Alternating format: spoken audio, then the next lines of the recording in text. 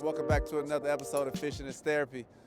We out here, man, finishing in this break-in process. I tried to record this video once before, but I was doing the grunt work and it was really cold. Today is a warmer day, but I'm gonna finish in my break-in. I got 7 hours left, guys. So the way you break in this motor, you have to do it to spec, man. You don't wanna, void your warranty.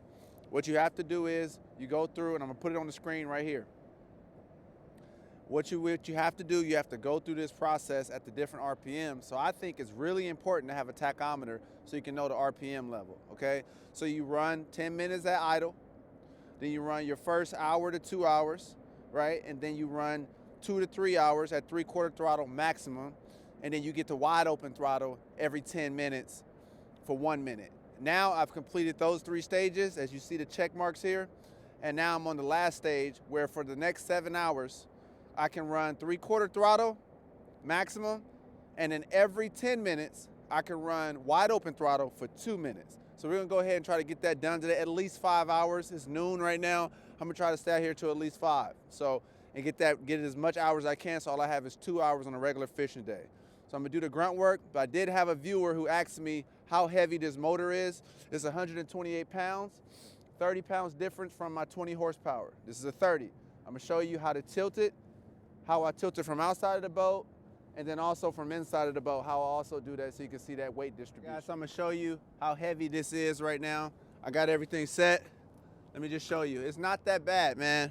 The thing is, torquing it and grabbing it from inside of the boat and the handle, that's the part that's a little more tough. But this is 128 pounds.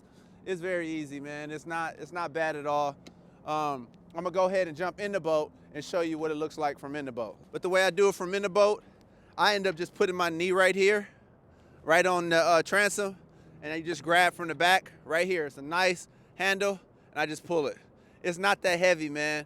You just get to, get a good amount of leverage, but if anybody has back problems, anybody who, doesn't have really good balance, I'll recommend getting a tilt and trim. I just don't like to rely on tilt and trim because I've seen a lot of people when their batteries die, things happen, they can't use it. So that's why I have pull start as well as electric start. Because if my battery dies, something happens electrically, I can always get back to the boat ramp by pull starting. And with my manual tilt, keeps you strong, keeps you focused on that, and you won't have to worry about tilting and trimming because I have a on-the-fly jack plate here that I manually jack up. I try to get away from electricity when I can. I love the convenience of the electric start, but I don't like it in a tilt and trim because sometimes it jams people's stuff up and they can't use it when they have a wiring issue. I'm gonna go change my pin to the 3rd pin so I can stop porpoising, and we're gonna get on the water, guys, and see how this motor pushes this boat around. I'm gonna show you the wide open throttle here and there when I can. All right, guys, we're on the boat. Let me get her primed and start it up. Try to see if we can finish this break, and I'm at least try to get 5 out of 7 hours cranked out. At least 5 out of 7. Let's see our first start right here. See, I'm constantly reaching back here because that's where the starter was on the 20 horsepower. Is right here now. Let's get it cranked up. Right away. First one, look, purring. Purring. Let me get her turned around so you can see. Look at that, guy. She's purring. RPMs get to around 850 as she warms up. But she's purring, guys. Listen to the sound. Got y'all on the selfie stick today, so we can see. I put her on a 3rd trim angle.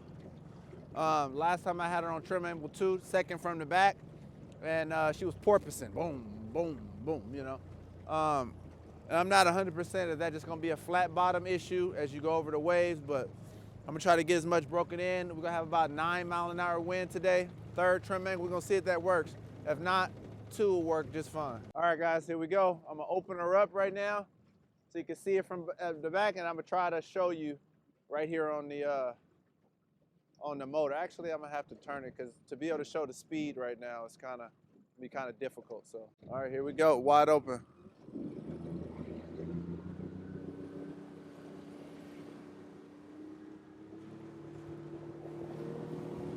She's up on plane.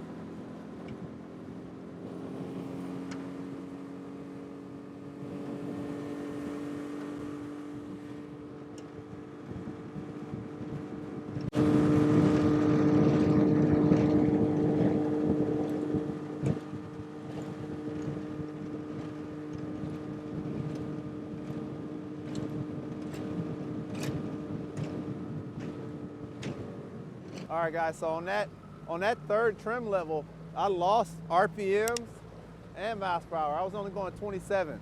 When I came out here the other day, when I had it on pin level 2, I was going 31 easily.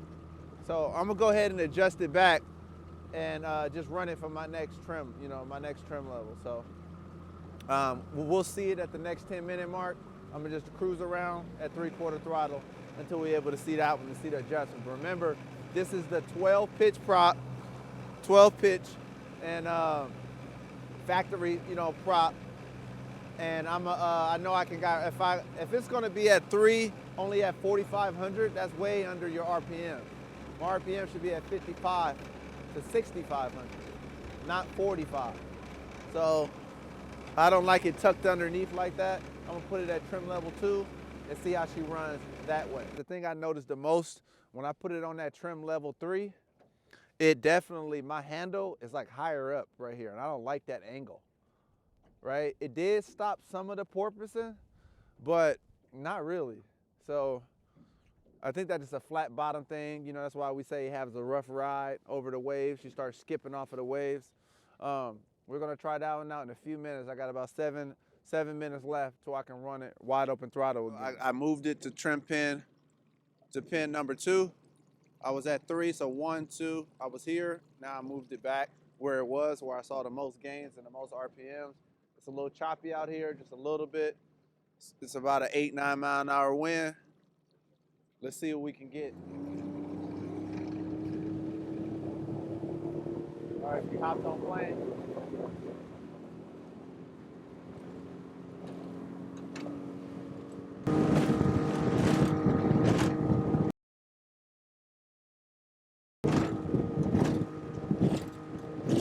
All right, so going against the current, going against the wind, maximum 28 miles an hour. That's 3 to 4 mile an hour more. Like I said, I see 23.8, 23.9 regularly. On my best day on glass calm, I seen 24. So I'm seeing 28. The other day I saw 31, and my RPMs are not as high as they normally were. So I'm gonna go ahead and just try that out, get that dialed in, and then we'll be back.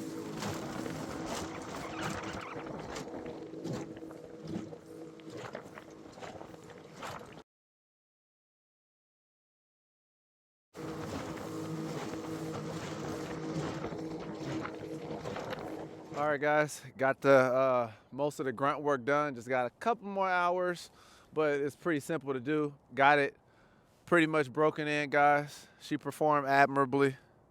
I'm gonna go ahead and get her home. But you guys, like this video, comment and subscribe, man. Love the feedback, guys. It means a lot. Let me know what you guys think.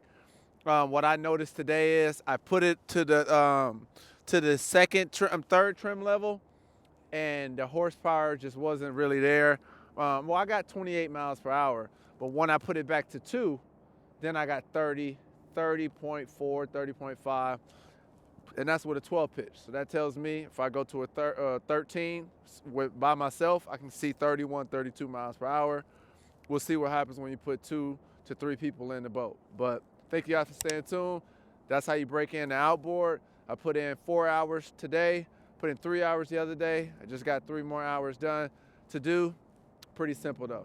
Thank you guys for staying tuned to another episode of Fishing is Therapy. Drop down in the comments, let me know what you think. Ask any questions, talk back. Thank you guys, peace.